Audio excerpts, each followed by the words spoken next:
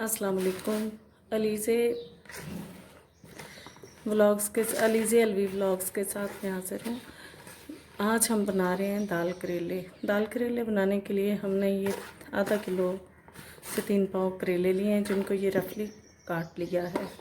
इसके बाद हमने इनको थोड़ा सा नमक लगा के उनको छोड़ दिया था। अब हम इनको यूँ मसल लेंगे। आधा घंटे के लिए हमने इनको छोड़ा था। ये थोड़ा थोड़ा इन्होंने पानी छोड़ दिया है, आप देख रहे हैं इन्होंने थोड़ा थोड़ा पानी छोड़ दिया है। अब हम इनको यूँ मसल लेंगे ताकि इनके अंदर जो कड़वाहट है वो सारी की सारी निकल जाए। 3 से 4 मिनट मलने के बाद हमने देखा है कि ये इनकी शक्ल कुछ यूँ होगी, थोड़े सॉफ्ट हो गए हैं। अब इनको हम धो लेंगे। करेले धोने के बाद कुछ इस शक्ल में आ गए हैं। अब हम बाकी चीज़ों के इंग्रेडिएंट्स आपको बताएंगे बाकी चीज़ें कितने कितने किस मिक़दार में डालनी है। और ये करेले जो है ना, इनको हमने यूँ दोनों हाथों के साथ यूँ करके निचोड़ लेना है ताकि इनके अंदर से पानी सारा निकल जाए। और इनको पहले हमने फ्राई करना है। ये देखिए जैसे ये निकल गया पानी इनमें से, इसी तरह बाकी सारे करेलों में से पानी निकाल लेना है। आधा किलो के करीब हमने साथ ये ले लिए हैं प्याज, और इनको यूँ स्लाइस कटिंग कर लेंगे।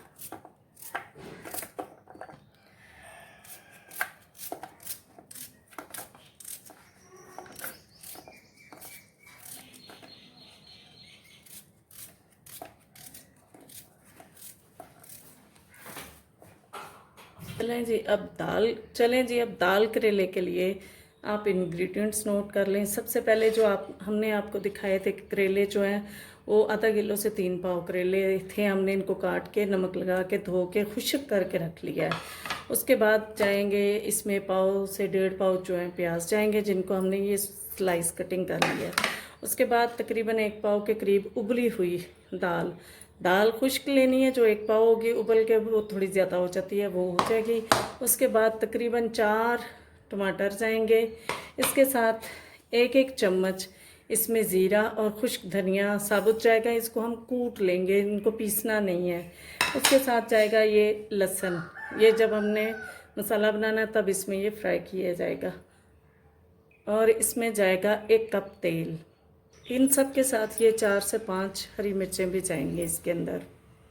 इन सब चीज़ों के साथ जाएगा 1 छोटा चम्मच नमक, 1 छोटी चम्मच लाल मिर्च और ½ टीस्पून जो है वो इसमें हल्दी का जाएगा।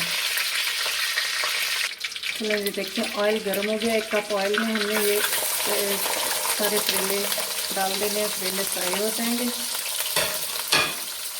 इनको फ्राई होने के लिए हमें बिल्कुल चम्मच हिलाना है।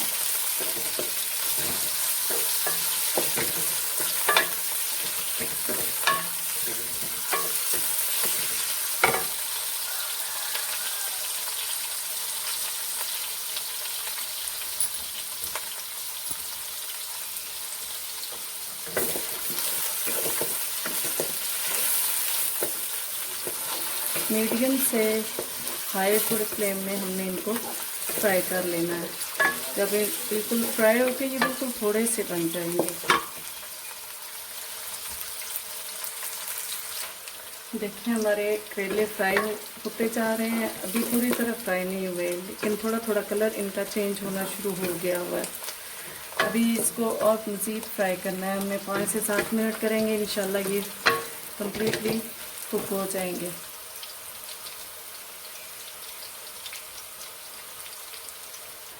ये देखें फ्राई हो रहे हैं। अब ये मैं आपको एक इंग्रेडिएंट जो रह गया था, जो कि मुझे तो बहुत पसंद आता है, इसमें दाल करेले में बहुत मज़े का टेस्ट देता है, तो वो है अनारदाना। हमने ये तकरीबन 1 बड़ा चम्मच जो है ना अनारदाने का भी इतने सामान के अंदर, या इतने जो हमने बनाना है सब्ज़ी बनानी है उसके अंदर ये जाएगा।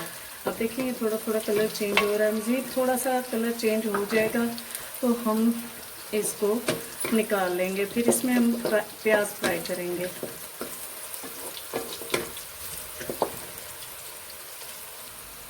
ये देखिए जी,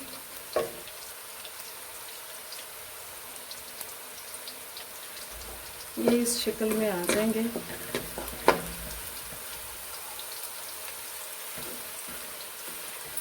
तो हमने इनको निकाल लेना है। निकालने के लिए हम दूसरा चम्मच यूज़ करेंगे।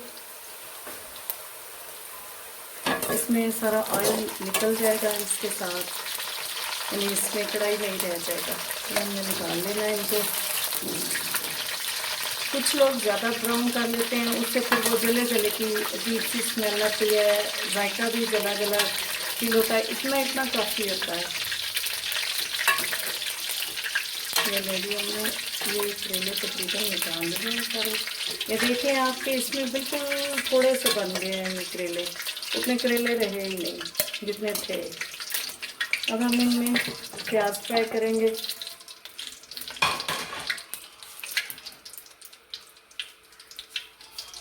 इस ऑयल में हमने प्याज फ्राई करने हैं।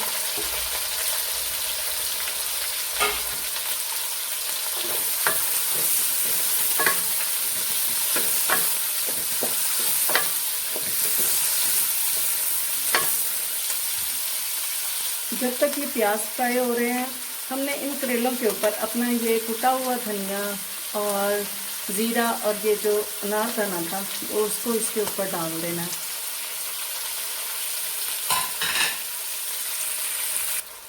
खुश्क धनिया के साथ और ज़ीरा और अनारदाने के साथ हमने ये हरी मिर्चें भी करेलों के ऊपर ही डाल देनी है।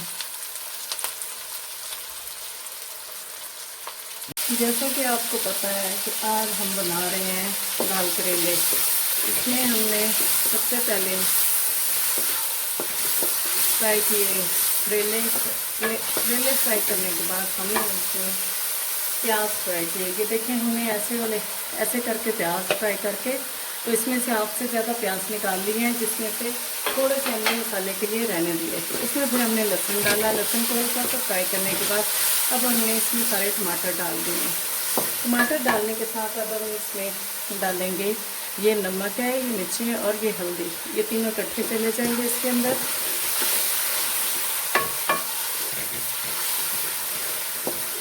इस जगह पे आके आपको थोड़ा सा ज़्यादा विजिलेंट होना पड़ता है, ज़्यादा देखना पड़ता है कि नीचे से ये लगना शुरू हो जाते हैं। ये टमाटर वगैरह जो कुछ भी इसमें ऐड करें वो करते जाए तो वो साथ साथ चिपकना शुरू हो जाता है।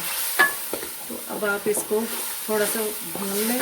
भूनने के बाद इसमें दाल शामिल करेंगे। ये देखें कि हमारा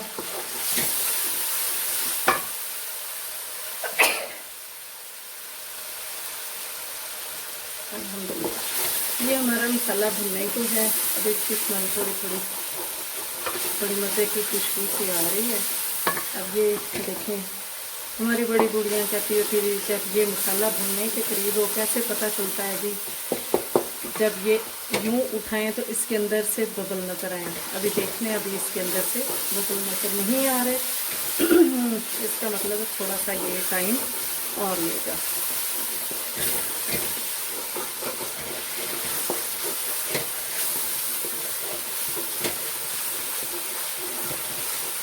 और अभी भी नहीं, इसका मतलब है अभी थोड़ा सा भी टाइम लगेगा। मसाला अच्छे तरीके से भून जाए तो उसके बाद ही ये टेस्ट अच्छा आता है। चलिए, हमारा मसाला तकरीबन भून के रेडी हो गया है। अब आप देखें, जब मैं इस मसाले को यूँ चम्मच में उठाती हूँ तो आपके ये बबल्स नज़र आ रहे होंगे। ये हमारा मसाला रेडी हो गया। अब हम इसमें चने की दाल ऐड कर देंगे सारी।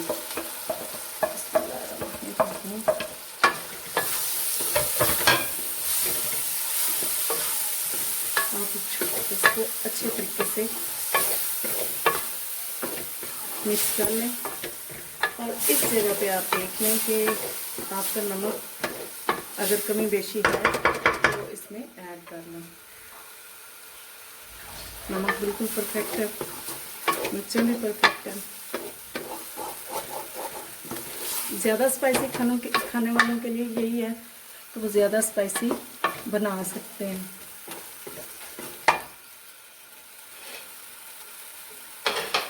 थोड़ा सा हमने इसको सिर्फ मिक्स ही करना है, ज़्यादा भूनने की ज़रूरत नहीं होती, उससे इसके टेस्ट में बहुत ज़्यादा फ़र्क आ जाता है। ये जब मिक्सअप हो गया अब हमने इसमें ये जो हमारे प्याज, करेले, हरी मिर्चें, खुश्क धनिया, ज़ीरा वगैरह और सारा कुछ जो है वो हमने इसमें, नागदाना भी इसी में शामिल है और हमने ये सारी चीज़ें इसमें ऐड कर देनी है।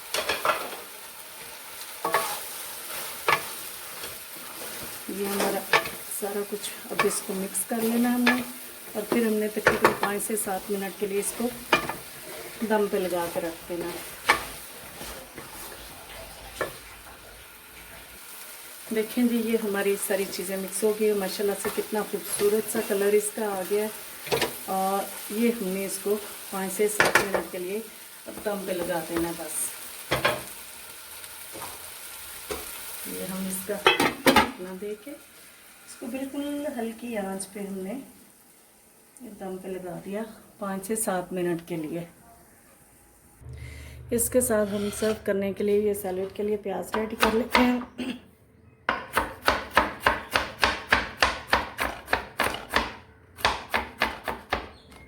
रफली चॉप ही कर लें, इसके इतने ज़्यादा स्लाइस बना के क्या करने हैं। इसके साथ यूँ देखें हमने तो चाहे जिस शेप में मर्ज़ी आप बना लें।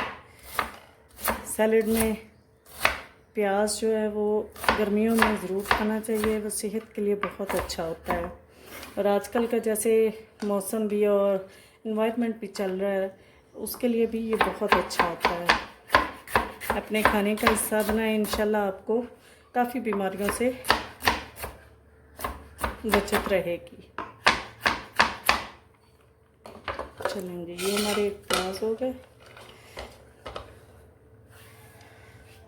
और हम इसमें ये ग्रीन कोरिएंडर जो है इसको भी चॉप कर लेना है गार्निश करने के लिए और शायद हम इसकी रायते में भी डाल लेंगे।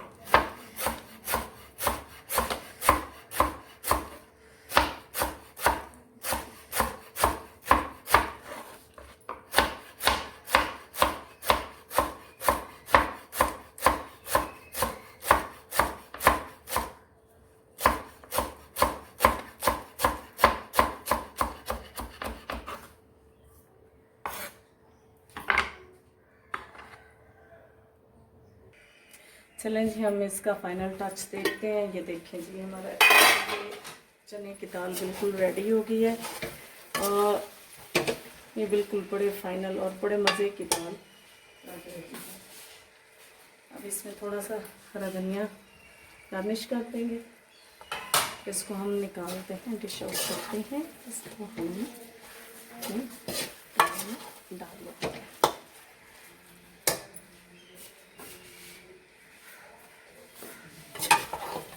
आप इस रेसिपी को ट्राई कीजिएगा और बताइएगा कि ये आपको कैसी फील, कितनी मज़े की लगी या ना मज़े की लगी, आप मुझे कमेंट्स में ज़रूर बताइएगा।